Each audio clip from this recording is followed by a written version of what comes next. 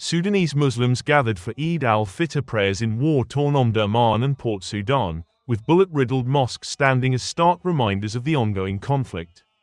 Prayers were accompanied by widespread calls for peace as displaced families expressed hopes of reuniting and returning to their homes.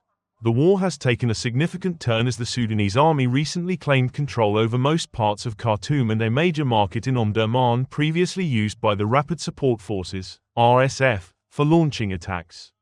Army Chief Abdel Fattah al-Burhan has firmly rejected any possibility of reconciliation with the RSF, vowing instead to defeat the paramilitary group completely. In response, RSF leader Mohammed Hamdan Dagalo issued his first statement since the army's advances, promising his forces would return to the capital with greater strength. This exchange signals continuing hostilities despite the army's recent territorial gains. The two-year conflict has created what the United Nations describes as the world's worst humanitarian crisis, triggering waves of ethnic violence and pushing several regions into famine conditions. Displaced communities seeking refuge in places like Port Sudan represent just a fraction of those affected by the widespread devastation. As Muslims observed the end of Ramadan, the celebrations were heavily subdued by the realities of war.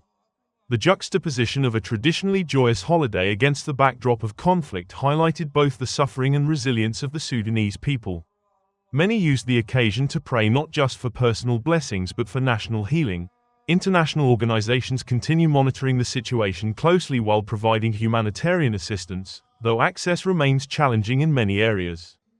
Peace initiatives have made little progress as military leaders on both sides maintain aggressive postures, leaving millions of civilians caught in the crossfire of a war that shows few signs of resolution despite recent territorial shifts.